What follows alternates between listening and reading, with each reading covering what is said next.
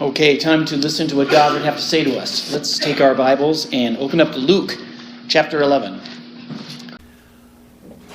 All right, the question to start off this sermon is, are you godly?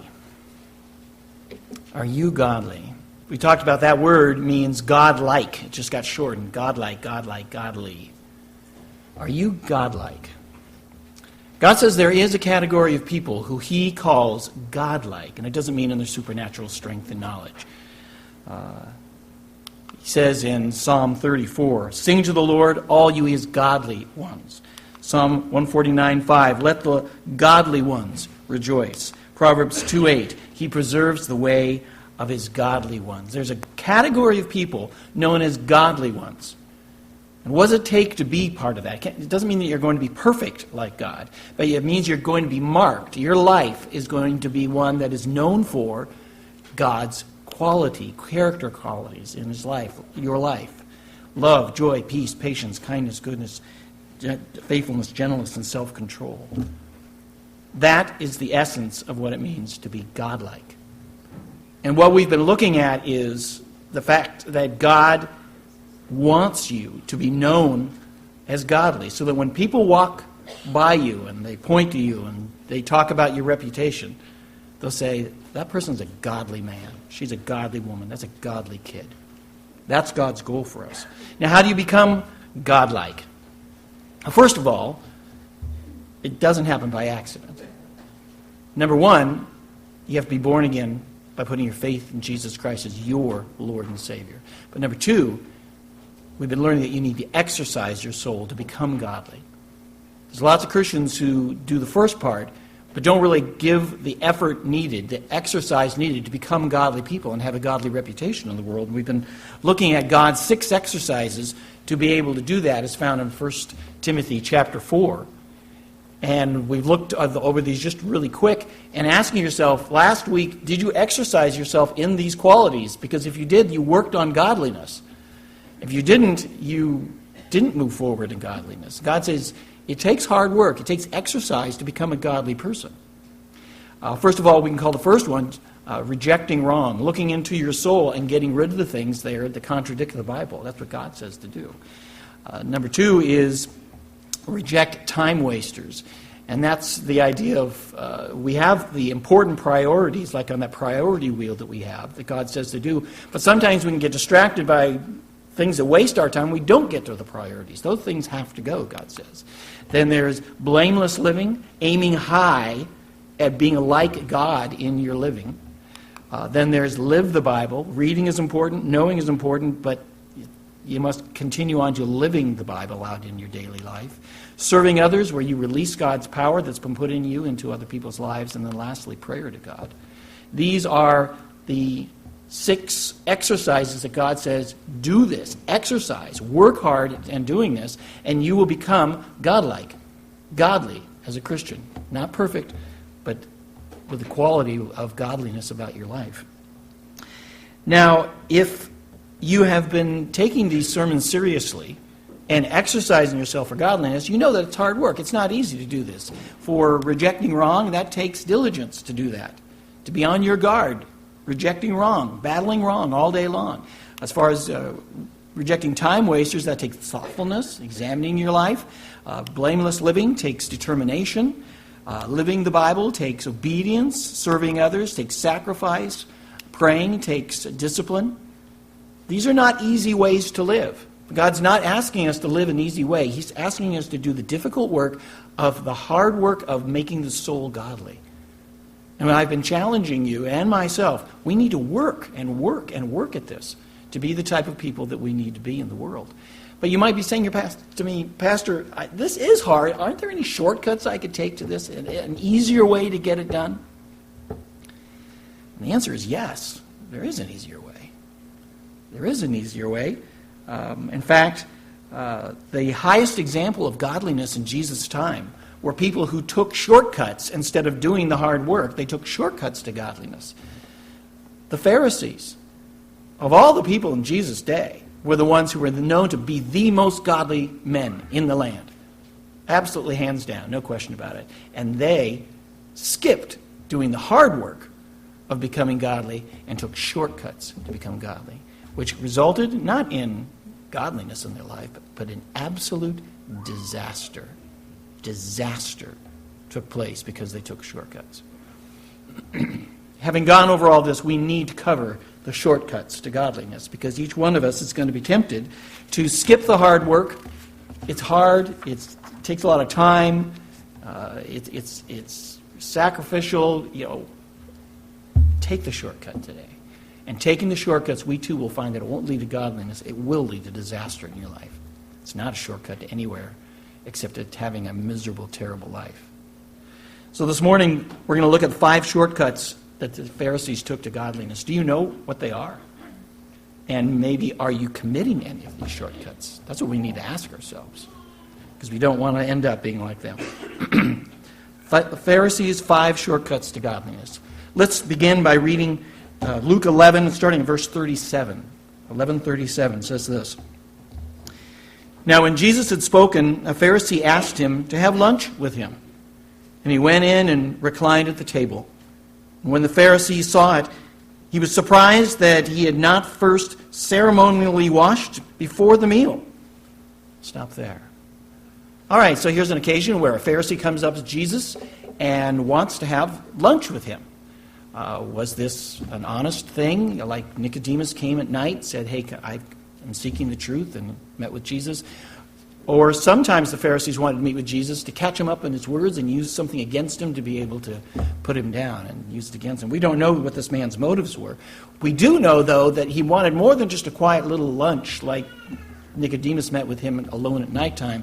Because we learn later in the chapter, we read that there were all sorts of other Pharisees there. There would have been lots of servants going around. This was more like a banquet than a simple little lunch.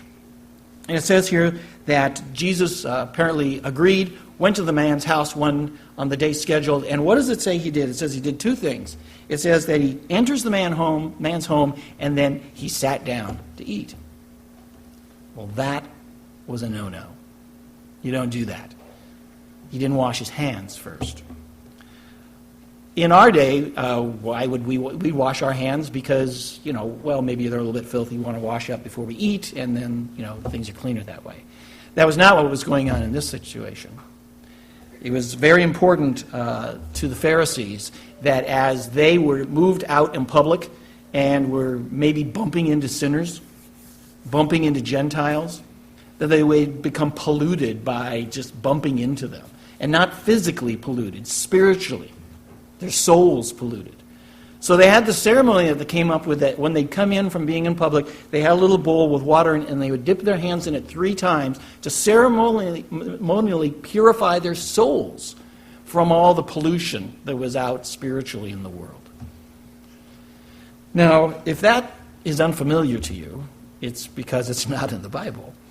They added that to the list of rules that God wanted them to do, and that's why Jesus did not do it. He just sat down, didn't bother to wash his hands to purify his soul. And that gives us the first shortcut to godliness that we find that these Pharisees took, and it was, number 1, emphasizing ceremonies. Emphasizing ceremonies. The Pharisees filled their lives with lots and lots of ceremonies. When it came time for them to go worship in the temple, they had a whole ceremony for how they would enter into the temple. When it came time to give offerings to people who were poor, they had a ceremony right before they did that. When they prayed, they had a ceremony. When they fasted, they had a ceremony. When they tithed, they had a ceremony. And as we see here, when they came in from being in public, they had a ceremony for that too. Which resulted in their lives being filled with religious ceremonies, which made it look, wow, those people are really religious. Look how many ceremonies they do, even like in one day. They must really, really, really be godly people. Well, there was a problem with that. And that is, ceremonies don't make people godly. Ceremonies don't make people godly. What makes people godly? We already saw it on the screen. The hard work of the diligence of exercising your soul in rejecting what's wrong and seeking a blameless life. Those are the things that make a person godly. Pharisees said, no, we'll skip the hard work of the soul and just do a bunch of religious ceremonies. And that'll make us godly. Instead of doing the hard work of exercising their soul in godliness, the Pharisees' first shortcut was, let's just do some ceremonies. Well, that'll take care of it. Number one, emphasizing ceremonies. But their shortcuts didn't stop there. Look at verse 39. But Jesus said to him, "Now you Pharisees clean the outside of the cup and of the platter, but inside of you are full of robbery and wickedness." Can you imagine being invited in someone's house and you tell them this? You're full of robbery and wickedness. That's what Jesus did. What is Jesus saying here? Jesus sits down and senses that the Pharisee is irritated that he didn't ceremonially cleanse his soul before he came in. And so Jesus sits down and he points to the cups and the plates that are on the table and he says, you know that when guests are coming over, you're going to clean the outside of the cups. But you also realize that's not enough, that you got to clean the inside of the cup too for it to be presentable to a person. And he says, and yet, after you wash the outside of your life, you don't bother to clean the inside of your life. You're full of robbery and wickedness, even though you look clean on the outside. And that gives us the second shortcut that they were taking, that is emphasizing being seen as godly. Emphasize being seen as godly. The Pharisees made sure that they looked godly. They looked godly. The law of Moses commanded that all the men on the edges of their clothing had to have tassels. You ever read about this in the law of Moses? You had to have tassels put on the corners of your clothes so that when you saw them, it would remind you to obey God's law. It's important to obey God's law. So put that on the corners of your clothes, and every time you say it, oh yeah, I got to make sure to obey God's law. Well, the Pharisees had their own thing. If the regular common man on the street was wearing 2-inch tassels, the Pharisees would wear 6-inch tassels. See how much we want to obey God's law. That's the really big deal. We really want to obey God. And then you'd want to say to them, well, how was your tassels doing at keeping you from being robbers and wicked? That length of tassel didn't seem to have any relationship to your actually obeying God's law. You just wanted to be seen as people who obeyed God's law. And that's what it was all about for them.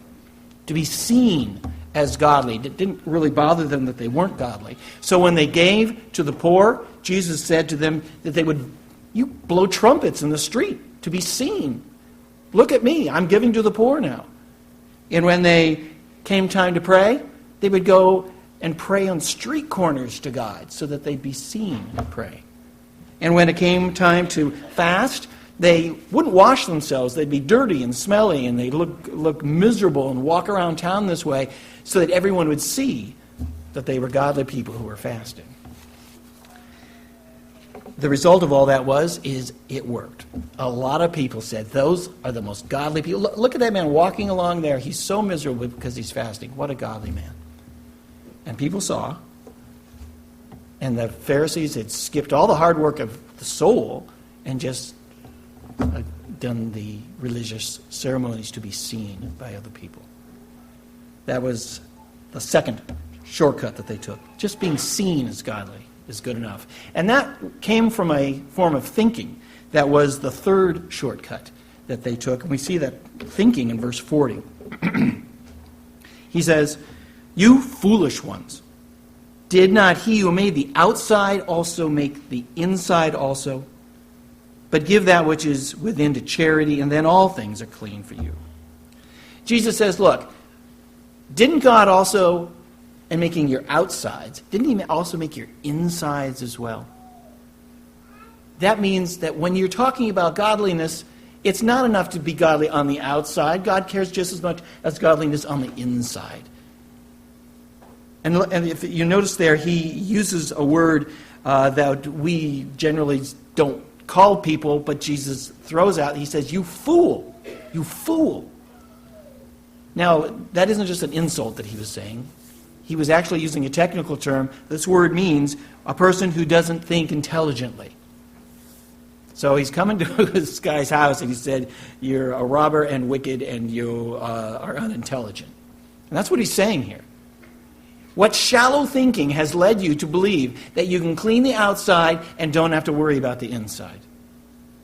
And that was the third shortcut that they took, emphasizing shallow thinking. You could emphasize unintelligent thinking. The thinking of a fool is what leads to what they were doing, emphasizing shallow thinking. This man thinks that ceremonially washing his hands will make his soul clean. And Jesus says, what type of unintelligent, shallow thinking is that? That's not the way it works. Thinking that as long as the outside looks good, that we don't need to worry about the inside. He says that is unintelligent thinking, absolutely has to stop. Jesus would say to him, didn't God make the inside and the outside? Doesn't God care about the inside as well as the outside? Doesn't God see what you're doing on the inside? What you're thinking, what your motives are, as well as what you're doing on the outside? Yes, God understands, He sees, and He cares about this.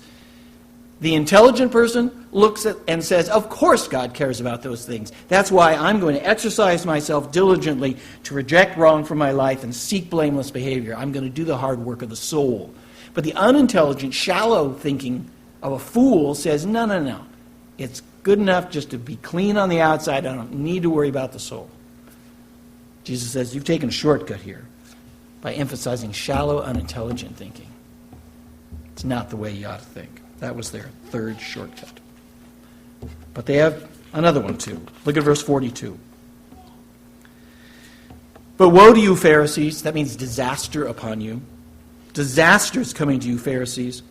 For you pay tithe of mint and rue and every kind of garden herb, and yet disregard justice and the love of God. But these are things you should have done without neglecting the others.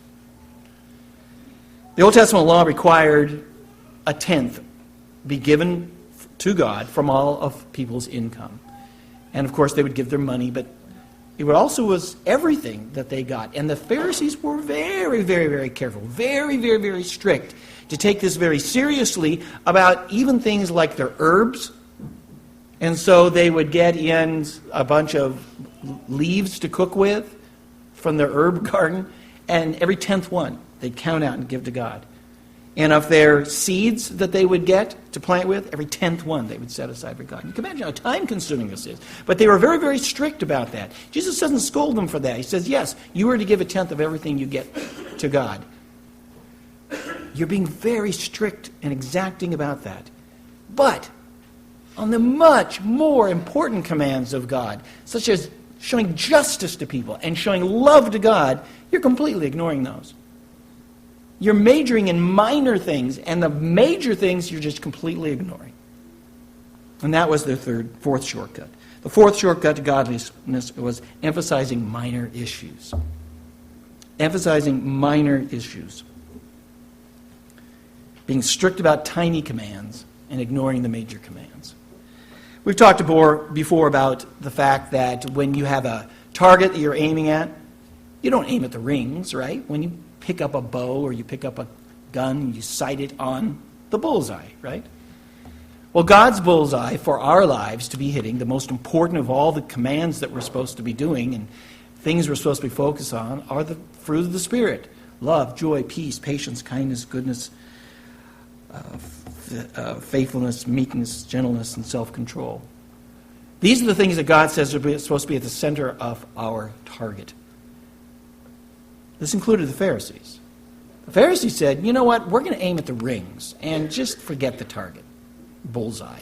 We're going to aim at the outer rings and do really strict tithing and ceremonial hand washings and the tassels on our clothes. Those are going to be the major things in our lives that are going to focus our attention on. They busied themselves with minor commands and skipped God's major commands. Why would they do that? Because that's far easier. It's far easier to count out every 10th seed than it is to look into your soul and give up things that that you love to do. The pride that puts you on top. That's hard to do. It's easier to count out seeds. So what did they do? They emphasized minor issues. We're going to obey, but we'll obey the minor issues. We're going to skip the major issues. That was the fourth shortcut that they took. The last shortcut is found in verse 43. He says, woe, disaster to you, Pharisees, for you love the the chief seats in the synagogues, and the respectful greetings in the marketplace. Jesus tells us what the Pharisees loved. They loved the best seats, and they loved being celebrated, basically. The chief seats in the synagogues were the front row seats, like here in our church, the front pew, except their front seats were faced toward the audience. And so that whoever got to sit there was seen by everybody as coming to worship God, and really a big deal. They were the big deal seats in the church, in the synagogue. And then the respectful greetings in the marketplaces were just people who would come and admire them for their godliness. And they loved to be greeted and loved to be, the spiritual leaders, the godly people. And they just loved this stuff. And that gives us the fifth shortcut that they took. The fifth shortcut was emphasizing honor from people. Emphasizing honor from people. The best seats, the greetings. Man, they loved being greeted. That felt so good, made them feel so important. Sitting in the most important places, everybody seeing them, that made them feel really important. They had honor from people everywhere in Israel. What was the downside? They didn't have the honor of God. Honor of people, got it. Honor of God, you don't have it. How do you get the honor of God? God says, those who honor me, I will honor. Those who honor me, I will honor. If you will do the hard work of keeping the commands, God says, to exercise your soul in godliness, rejecting wrong, seeking to be blameless in your life, God says, I will honor you for honoring me. But the Pharisees decided, that's too hard. Let's skip seeking the honor of God and let's just get to the honor of people. That's what we want. And they got it. But what did it lead to? It led to disaster in their life. Go on and continue to read this chapter sometime today, and you just see how many times it says, woe to you, Pharisees, woe to you, Pharisees. Disaster, disaster, disaster is coming upon you because you will not do the hard work of the soul. You'll keep it all on the surface and look really good on the outside, but on the inside you're dead. And he says, your shortcuts are going to send you to hell. So here are the 5 shortcuts the Pharisees took. Emphasizing ceremonies, being seen as godly, shallow thinking, emphasizing minor issues, and getting honor from people. And we can look at those and say, yeah, they were messed up. We got to look at ourselves too to see if we're committing any of those in our lives. Because the temptation that Satan's always going to tell you is, look, it's easier just to take the shortcut.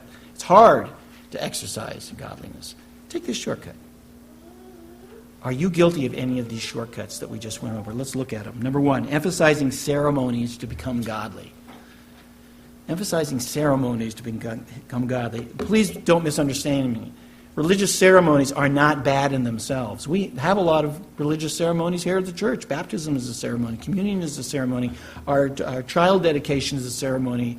Our worship services, Christmas Sunday, Easter Sunday, these are all ceremonies that we keep. Now, the upside of ceremonies is that they can act like stairs that take us closer to loving and obeying God. That's what they're there for. But ceremonies, the downside of ceremonies is that they can become means by which people think, now I'm godly. I just did that ceremony, and now I'm a godly person. Just doing the ceremony means you're godly. So you attend church on a regular basis. Hey, that means I'm a godly person. I'm part of the church council. That means I'm a godly person. I teach Sunday school. That means I'm a godly person. I'm worshiped today, took communion today. That means I'm a godly person.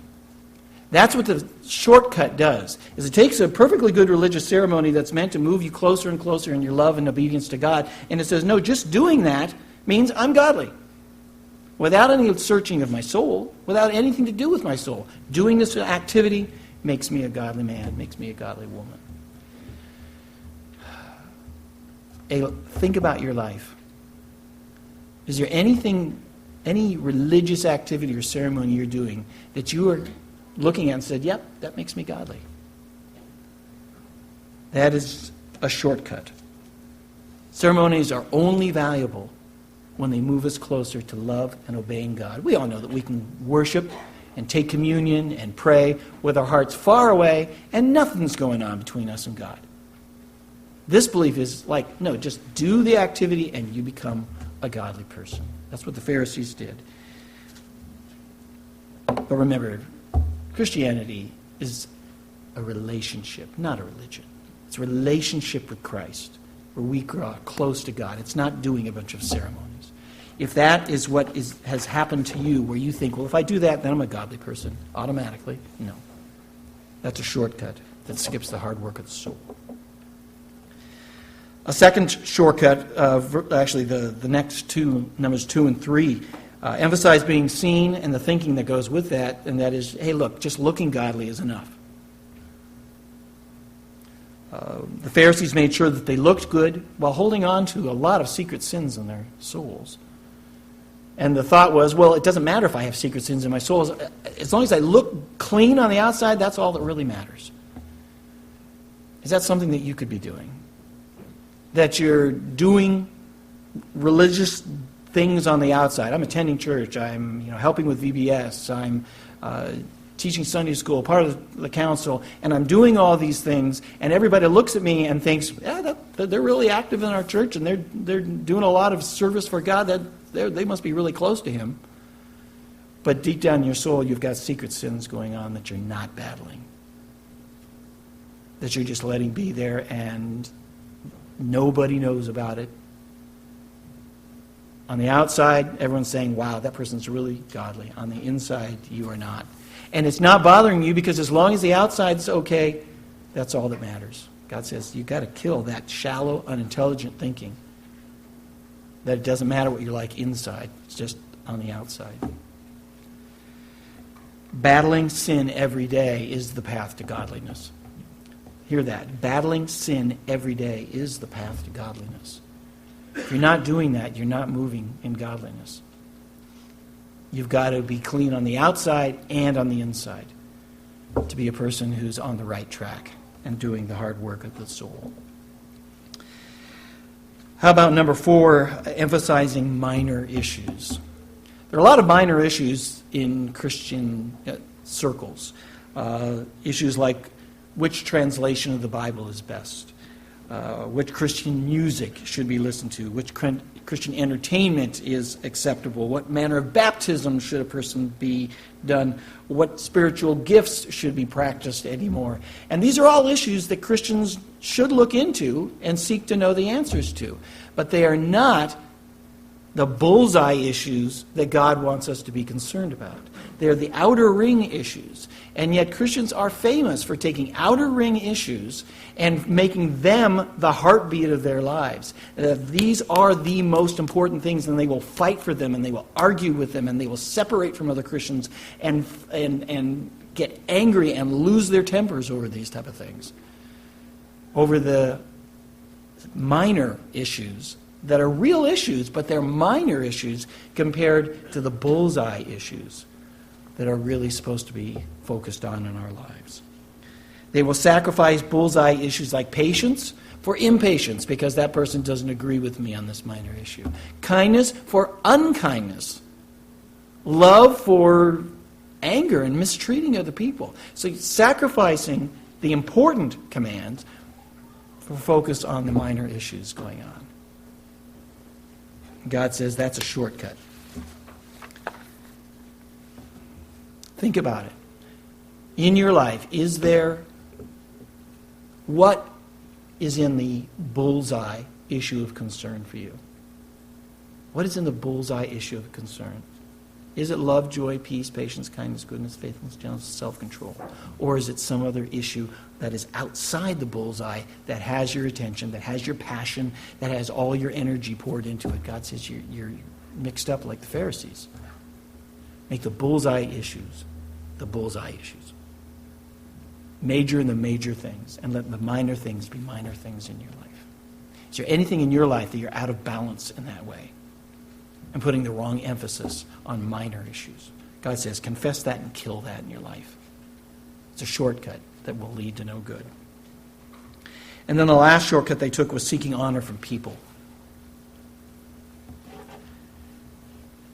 If Satan can't stop you from serving him, the next best thing that he'll do is, as you're serving him,